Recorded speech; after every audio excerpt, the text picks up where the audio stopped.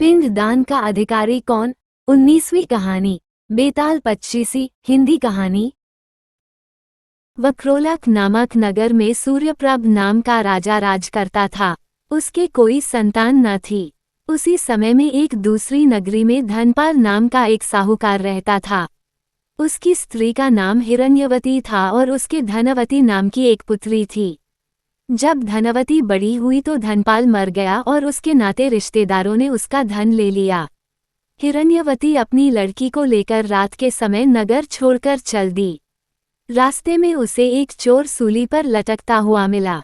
वह मरा नहीं था। उसने हिरण्यवती को देखकर अपना परिचय दिया और कहा, मैं तुम्हें 1000 अशर्फियां दूंगा। तुम अपनी लड़की का ब्याह मेरे साथ कर दो। हिरण्यवती ने कहा, तुम तो मरने वाले हो। चोर बोला, मेरे कोई पुत्र नहीं है और निपुते की परलोक में सद्गति नहीं होती। अगर मेरी आज्ञा से और किसी से भी इसके पुत्र पैदा हो जाएगा तो मुझे सद्गति मिल जाएगी। हिरण्यवती ने लोभ के वश होकर उसकी बात मान ली और धनवती का ब्याह उसके साथ कर दिया। चोर बोला, इस बड़ के पेड़ के नीचे अशर्फियां गड़ी हैं, सो ले लेना और मेरे प्राण निकलने पर मेरा क्रियाकर्म करके तुम अपनी बेटी के साथ अपने नगर में चली जाना। इतना कहकर चोर मर गया। हिरण्यवती ने जमीन खोदकर अशर्फियां निकाली, चोर का क्रियाकर्म किया और अपने नगर में लौट आई।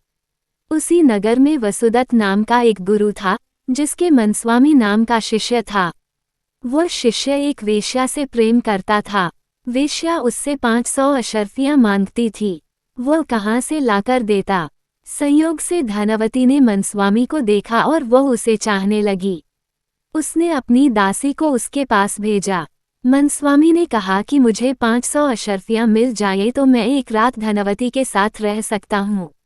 हिरण्यवती राजी हो गई। उसने मनस्वामी को 500 अशर्फियां दे दी। बाद में धनवती के एक पुत्र उत्पन्न हुआ। उसी रात शिवाजी ने सपने में उन्हें दर्शन देकर कहा, तुम इस बालक को 1000 अशर्फियों के साथ राजा के महल के दरवाजे पर रखाओ। माँ बेटी ने ऐसा ही किया। उधर शिवाजी ने राजा को सपने में दर्शन देकर कहा, तुम्हारे द्वार पर किसी ने धन के साथ लड़का रख दिया है, उसे ग्रहण करो। राजा ने अपने नौकरों को भेजकर बालक और अशर्फियों को मंगा लिया। बालक का नाम उसने चंद्रप्रभ रखा। जब वो लड़का बड़ा हुआ तो उसे गद्दी सौंपकर राजा काशी चला गया और कुछ दिन बाद मर गया। पिता के ऋण से उऋण होने के लिए चंद्रप्रभ तीर्थ करने निकला। जब वो घूमते हुए गयाकूप पहुंचा और पिंडदान किया तो उसमें से 3 हाथ एक साथ निकले। चंद्रप्रभ ने चकित होकर ब्राह्मणों से पूछा कि किसको पिंड दूं। उन्होंने कहा, लोहे की कील वाला चोर का हाथ है, पवित्री वाला ब्राह्मण का है और अंगूठी वाला राजा का। आप तय करो कि किसको देना है। इतना कहकर बेताल बोला, राजन, तुम बताओ कि उसे किसको पिंड देना चाहिए।